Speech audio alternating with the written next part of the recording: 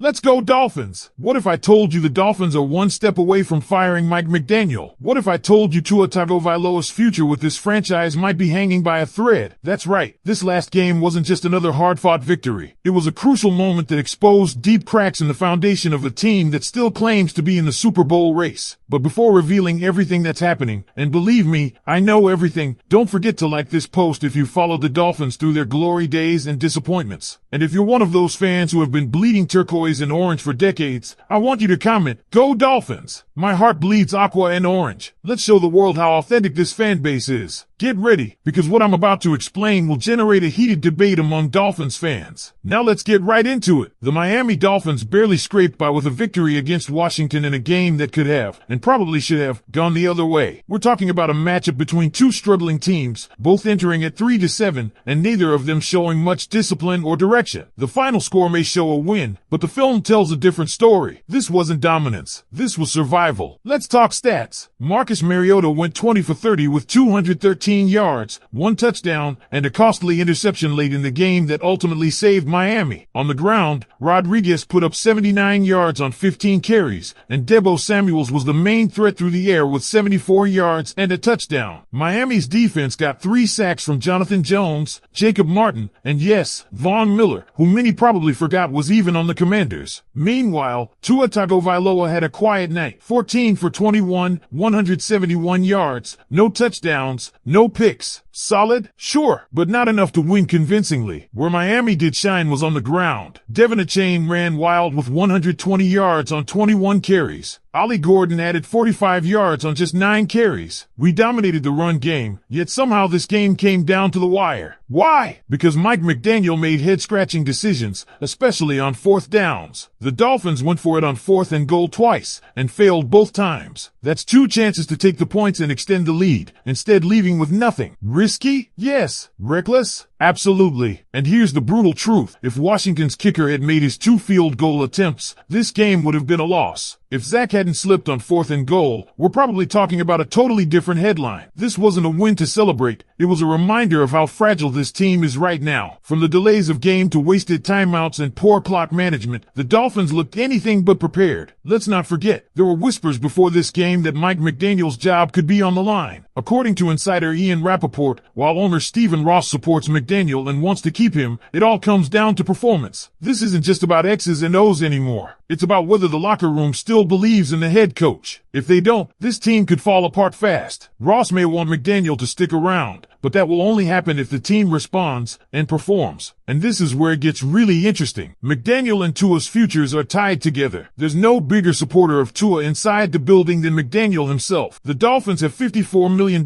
fully guaranteed to Tua next season. That's a serious investment. But as we've seen with Russell Wilson in Denver, teams can move on from massive contracts if things spiral. If McDaniel goes, there's no guarantee Tua stays the face of this franchise. Despite the win, Miami still had fewer total yards, fewer first downs, more penalties, and a worse 3rd and 4th down conversion rate. Washington was 0-for-3 in the red zone. The Dolphins? 1-for-5. The only reason this wasn't a humiliating loss is because the Commanders made even worse mistakes. That's not the kind of victory that builds confidence heading into the bye week. Injuries added to the chaos. Juju Brents went down. Devin Achane got banged up but thankfully returned. Yet with wasted timeouts and delay of games, it's clear the coaching staff isn't on the same page. And all of this is on Mike McDaniel. His decisions, his play calling, and his situational awareness, or lack thereof, are keeping this team from realizing its potential. The Dolphins now head into a much-needed bye week. There's hope that Austin Jackson and Darren Waller might return soon. James Daniels is still a question mark. But after what we saw against Washington, can anyone feel truly confident about upcoming games against the Saints and Jets? Nothing is guaranteed. Not with this team. Because when you look at how this team has been performing lately, especially against beatable opponents like Washington, it's hard to believe we're on the right track. This wasn't just a one-off bad performance. It's been a trend. The lack of discipline, the mismanagement of critical moments, the inability to capitalize in the red zone, these are signs of a team that doesn't have its identity figured out. And at this point in the season, that's alarming. Let's break down that 4th quarter decision-making, because it tells you everything about where this team's at mentally. With just over a minute left on the clock, clock and the Dolphins up. Mike McDaniel again decides to go for it on 4th and goal. Not once, but twice in the game. Both times, Miami comes up empty. And sure, aggressive coaching is praised when it works, but this wasn't calculated aggression, it was desperation masked as confidence. That's the problem. These weren't strategic plays, they were gambles made under pressure, and when those fail, you leave your team vulnerable. Against a better team, Miami wouldn't have walked away with the win. And speaking of pressure, you could feel it on the sidelines. The wasted timeouts, the confusion, the repeated delay of game penalties. This isn't a young team learning the ropes. This is supposed to be a playoff contender, yet the communication breakdowns are happening at a Pop Warner level. That's not something you fix overnight. It starts at the top, with Mike McDaniel, and trickles all the way down. You can see that reflected in the players' body language, in their execution, and in the fact that even with a dominant ground game, Miami abandoned the run at crucial points. Devin Achane was tearing through Washington's defense, 120 yards on 21 carries. But somehow, Miami drifted away from the run, only to circle back later when it was almost too late. That kind of indecisiveness is what kills momentum, and it's what makes you question whether this coaching staff really understands what's working on the field in real time. Let's talk briefly about the locker room situation. Ian Rappaport said something that really sticks. McDaniel's future depends on how the players respond. That's a huge red flag. We're not just talking about wins and losses anymore. We're talking about culture, buy-in. If the players stop believing, this season goes south real quick. And the Dolphins can't afford that. Not with a roster that includes stars like Jalen Waddle, who had just 3 catches on 7 targets, plagued by drops in this game. That's not the Waddle we know. That's a player trying to do too much in a system that feels off balance. And you know what's even more telling? Despite the victory, Miami moved down in the draft order. With their record now sitting at 4-7, they're positioned 11th for draft picks. But that can change fast depending on other outcomes around the league. Tennessee looks locked in for the number 1 pick, with New Orleans and the Jets right behind them. So even in a win, the Dolphins might be hurting their long-term future by missing out on higher picks without proving their playoff material. Then there's the growing buzz about the GM role in Miami. According to Diana Rossini, this vacancy is drawing major interest from experienced executives around the league. It's seen as a hot commodity, an exceptional opportunity. That's great news if you're looking for new leadership. But again, it raises questions. Why is the job open? What kind of autonomy will the next GM have? And will they be empowered to make bold calls about McDaniel and Tua? And let's be honest, if this team doesn't beat the Saints after the bye, there's going to be serious fallout. No more excuses. No more we're close. If they can't handle a New Orleans team that's also struggling, then what does that say about our playoff hopes? It says they're done, gone, and then all eyes turn to next season. Who's in charge, who's under center, and what the new era of Dolphins football is going to look like. So we're heading into the bye week with more questions than answers. Sure, we got the win, but it was the kind of win that makes you nervous, not hopeful. And as we prep for the Saints, one thing's clear, everything is on the line. For McDaniel, for Tua, for this entire franchise. A loss could be the spark that lights a full-on rebuild. A win might buy time, but it won't silence the critics unless it's dominant. And that's where I leave it for today. If you found this breakdown helpful, make sure you're subscribed to the channel. Hit that like button if you love this team no matter what. And click one of the videos on your screen now to keep diving deeper into what's happening with the Miami Dolphins. Thanks for watching, and I'll see you next time.